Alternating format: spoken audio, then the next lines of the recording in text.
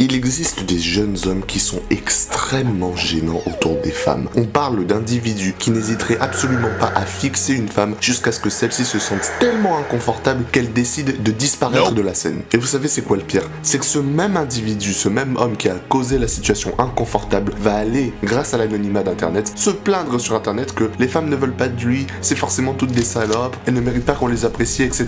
Alors qu'en vérité, au fond, il sait très bien que c'est lui le problème, mais ne va jamais l'admettre. Ah, je vais pas faire le mec, j'ai été le gamin ultra gênant socialement. Ah, je suis désolé, les meufs, elles ne voulaient absolument pas de moi parce que plus gênant que moi, tu crèves. J'étais incapable de tenir une conversation normale parce que je passais toutes mes journées à juste vivre comme un gamin de 10 ans et demi. Du coup, j'étais autour d'une meuf et j'étais incapable de tenir une conversation qui était intéressante plus de 5 minutes. Donc forcément, j'étais le gamin un peu gênant, un peu socialement inapte. Et tu vois, quand t'es jeune et qu'en fait t'arrives pas à choper des meufs et que les meufs juste semblent complètement te trouver repoussant, tu as tendance à te réfugier dans l'anonymat d'internet et te dire que ouais, c'est elle le problème, que c'est elle, c'est toutes des salopes, machin. Et en fait, tu commences à t'énerver par rapport à ça. Sauf que véritablement, si tu te poses 5 minutes et que tu réfléchissais, tu te rendrais vite compte que le problème ne vient pas des autres, le problème vient de toi. Et c'est ce que j'ai fait. Et aujourd'hui, je peux te garantir que j'ai la capacité d'aborder n'importe qui, homme ou femme de la rue, sans problème. Cependant, lorsque j'ai commencé à devenir plus socialement apte, un problème s'est vite fait ressentir. Dès que j'avais un minimum d'interaction avec une femme, une personne du sexe opposé, j'avais tendance à développer des sentiments extrêmement rapidement pour cette personne. Et le truc, c'est que je suis sûr que je ne suis pas le seul individu dans cette situation. Il y a des gens, ils vont se mettre en couple très rapidement parce qu'ils ont chopé des sentiments pour une meuf. Mais après, parce qu'ils sont dans le dev perso, ils commencent à se demander, est-ce que c'est une bonne idée de se mettre en relation maintenant? Est-ce que je devrais pas plutôt me concentrer sur moi-même? Est-ce qu'elle est en train de me ralentir dans mes objectifs? Et je comprends parfaitement toutes ces questions et on va essayer d'y répondre dans cette vidéo très rapidement. Ce qu'il te faut d'abord faire, c'est déterminer si tu es mentalement préparé à des relations sur la longue durée. Parce que bon, la majorité des gens en France, qu'est-ce qui se passe? Souvent, ils vont au collège, ils vont au lycée, ils se mettent en relation parce qu'il y a plus une pression sociale qu'autre chose. Et du coup, en fait, tu te retrouves facilement dans une relation avec une meuf, mais au final, c'est comme ça qu'on finit avec les relations qui finissent en 2 semaines et on te dit, ah, ils ont rompu déjà. Frérot, c'est pas des vraies relations. Est-ce que toi, là tout de suite, tu es mentalement préparé à avoir des relations sur la longue durée avec une personne du sexe opposé? Pose-toi cette question. Et pour t'aider à déterminer si oui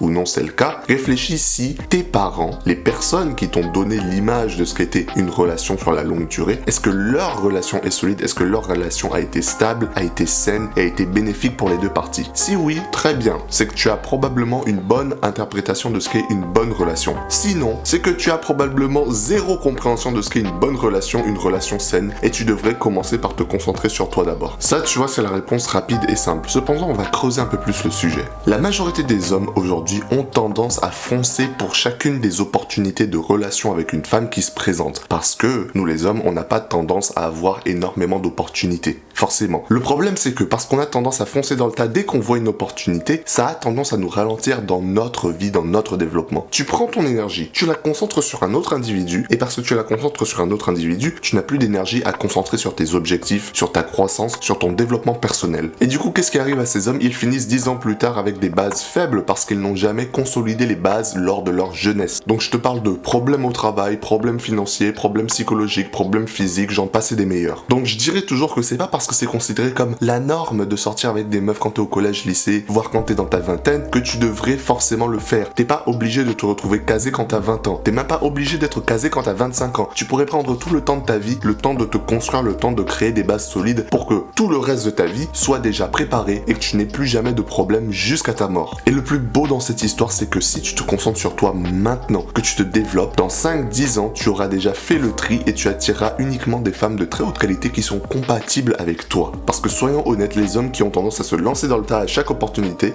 ne vont pas finir avec des femmes extrêmement qualitatives. Et le meilleur moyen d'attirer les femmes de qualité, c'est en augmentant ta SMV, ce qui signifie Sexual Market Value ou valeur du marché sexuel. La SMV comprend plusieurs éléments, principalement ton apparence physique, ton statut financier, ton statut dans la société, tes skills sociaux et tes choix de vie. Et la majorité des gens qui foncent dans le tas finissent avec des stats extrêmement basses dans chacune de ces catégories, ce qui fait que leur SMV totale est plutôt basse. Donc, parce que leur SMV est basse, ils vont attirer des personnes, des femmes qui ne sont pas de haute qualité. Car leur SMV étant basse, ils ne sont pas eux-mêmes des hommes de haute qualité. Et pour tous ceux qui regardent et qui ont un ego plutôt démesuré, pour l'amour du ciel, mettez-le en laisse. Parce que je sais qu'il y a des gens qui vont regarder cette vidéo, qui vont écouter ce que j'ai dit et qui vont se dire « Oh mais moi je suis un BG, de toute façon j'ai pas besoin de ce genre de conseils, les meufs elles veulent de moi, j'ai de l'argent, ça va bien se passer et tout. » Frérot, il est très possible que tu aies un problème dans une ou dans chacune de ces stats. Donc il faut que tu aies la capacité capacité mentale d'accepter tes torts, d'accepter tes erreurs, afin de corriger ces erreurs et de t'améliorer. Mais bon, imaginons que tu sois une de ces personnes qui veulent se lancer dans une relation dans ta vingtaine ou encore plus jeune, ok? Ce qui risque de se passer, c'est qu'il est très probable que tu aies ce mindset de « Oh, notre amour de toute façon il est indestructible, on va rester ensemble tout le temps et on va jamais se séparer. » Alors que techniquement, statistiquement, c'est pas du tout une garantie. Si bien que ce qu'on remarque, c'est que les relations qui ont été développées lorsque vous étiez jeune ont tendance à durer seulement quelques mois, voire quelques années maximum.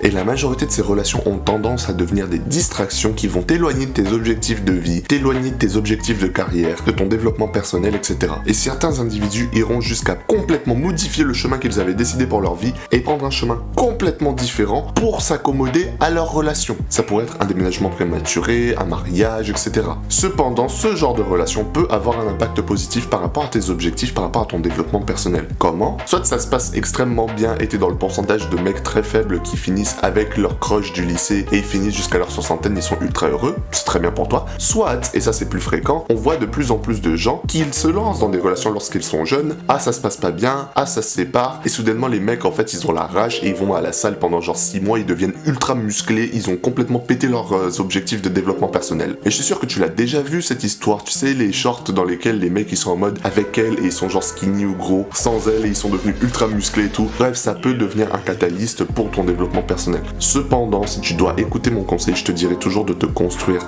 d'abord, de ne pas être distrait, ou bien de te trouver quelqu'un qui te permet de te construire sans être une distraction totale par rapport à tes objectifs. C'est ce que moi j'ai fait. J'ai une copine, on est ensemble depuis 2 ans, on vit ensemble maintenant, et elle me permet complètement de me concentrer sur mes objectifs. Ah, franchement, elle fait pas chier. Et ça, tu vois, c'est beau. Sauf que c'est rare les gens comme ça. La plupart des meufs, elles ont besoin d'attention tout le temps, et en fait, elles vont te détourner de tes objectifs. Mais si t'arrives à trouver la perle rare, moi je t'invite à le faire, tu vois, je t'invite à y aller. Cependant, dans la majorité des cas, statistiquement parlant, il est plus probable que tu trouves que de la merde, et qu'il serait plus bénéfique pour toi de simplement te concentrer sur ton développement pendant 5-10 ans, et d'ensuite penser aux meufs. Donc oui, ça risque de prendre du temps, ça va nécessiter de l'effort, mais à la fin, tu seras extrêmement reconnaissant de tout l'effort que tu auras fourni afin d'atteindre tes objectifs. Car lorsque tu auras 25-30 ans, pendant tout le reste de ta vie, tu auras quasiment plus besoin de travailler pour vivre de manière confortable. Et ça, c'est beau. Donc évite les relations quand tu es trop jeune. Et surtout, évite les relations au mauvais moment lorsque tu as des examens, etc.